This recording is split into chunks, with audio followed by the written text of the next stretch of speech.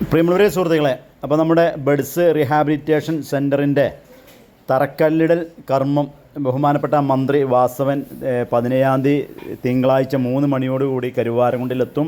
അതിൻ്റെ ഒരു വിവരങ്ങൾ വാർത്താ സമ്മേളനം കരുവാരക്കുണ്ട് ഗ്രാമപഞ്ചായത്തിൽ ചേർന്നു. നമുക്ക് ആ വിവരങ്ങൾ ഒന്ന് കേൾക്കാം. എല്ലാവർക്കും നമസ്കാരം. നമ്മുടെ കരുവാരക്കുണ്ടുകാരുടെ ഏറ്റവും വലിയ സ്വപ്നമായിരുന്നു ബഡ്സ് റീഹാബിലിറ്റേഷൻ സെന്റർ എന്നുള്ളത്. ഭിന്നശേഷിക്കാരായ കുഞ്ഞുങ്ങൾക്ക് വേണ്ടി ഭവനം പറമ്പില് വളരെ പരിമിതമായ ചുറ്റുപാടിലാണ് ആ സ്കൂള് നടന്നുകൊണ്ടിരിക്കുന്നത്. കഴിഞ്ഞ വർഷം നടന്ന കരുവാരക്കുണ്ട് ഫെസ്റ്റ് കരുവാരക്കുണ്ടിലെ സുമനസ്സുകളുടെ സഹായം കൊണ്ട് വൻ വിജയമായി തീരുകയും ബഡ്സ് റീഹാബിലിറ്റേഷൻ സെന്റർ എന്ന സ്ഥാപനം സ്ഥാപിക്കുന്നതിന് വേണ്ടി 35 സെന്റ് സ്ഥലം നമ്മൾ വാങ്ങുകയും ചെയ്തു. അതിന്റെ പ്രവർത്തനം ഉദ്ഘാടനം അല്ലെങ്കിൽ ബഡ്സ് റീഹാബിലിറ്റേഷൻ സെന്റർ എന്ന് പറയുന്ന സ്ഥാപനത്തിന്റെ കല്ലിടൽ കർമ്മം ഈ വരുന്ന 17-ാം തീയതി തിങ്കളാഴ്ച ഉച്ചയ്ക്ക് 3:30 സഹകരണ വകുപ്പ് മന്ത്രി ശ്രീ വാസവൻ അവറുകൾ ആണ് നിർവഹിക്കുന്നത്. ബഹുമാനപ്പെട്ട MLA അധ്യക്ഷതയിൽ ചേരുന്ന ഈ ചടങ്ങ് കരുവാരക്കുണ്ടിന്റെ ഒരു സ്വപ്ന സാക്ഷാത്കാരത്തിന്റെ പ്രതീകമാണ്.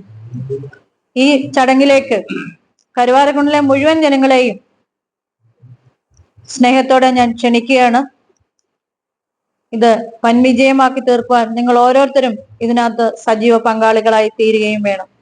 ഒപ്പം ഇതിന്റെ പ്രവർത്തനത്തിൽ നിങ്ങളുടെ ഓരോരുത്തരെയും സഹായ സഹകരണങ്ങളും ഗ്രാമപഞ്ചായത്ത് പ്രസിഡന്റ് എന്ന നിലയിൽ ഞാൻ ടീച്ചർ സൂചിപ്പിച്ചു.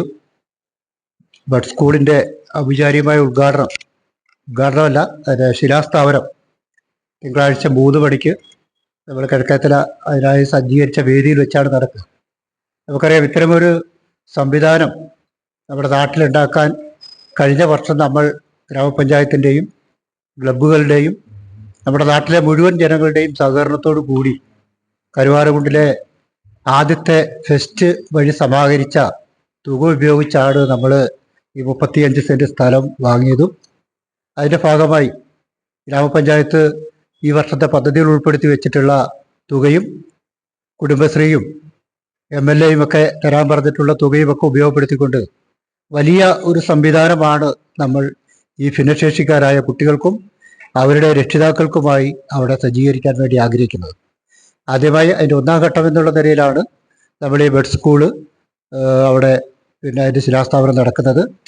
ഈ 35 സെന്റ് സ്ഥലത്തിൽ അവർക്ക് ഈ പറയുന്ന കുട്ടികളോടൊപ്പം വരുന്ന രക്ഷിതാക്കൾക്ക് ഉൾപ്പെടെ അവിടെ ഇരുന്നുകൊണ്ട് അവർക്ക് സാമ്പത്തികമായി ഒരു വരുമാനം ഉണ്ടാക്കാൻ കഴിയുന്ന സ്വയം തൊഴിൽ സംവിധാനങ്ങൾ ഉൾപ്പെടെ അവിടെ ക്രമീകരിച്ചുകൊണ്ട് അവരുടെ ഒരു ഉന്നമനത്തിന് വേണ്ടിയുള്ള പദ്ധതികൾ ഭാവിയിൽ ക്രമീകരിക്കാനും കൂടിയാണ് അത്രയും സ്ഥലം നമ്മൾ സമാഹരിച്ചിട്ടുള്ളത്.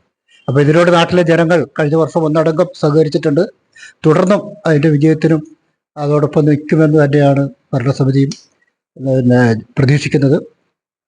അപ്പോൾ എല്ലാവരുടെയും സഹകരണം തുടർന്ന് അതിലുണ്ടാവണമെന്ന് മാത്രമാണ്.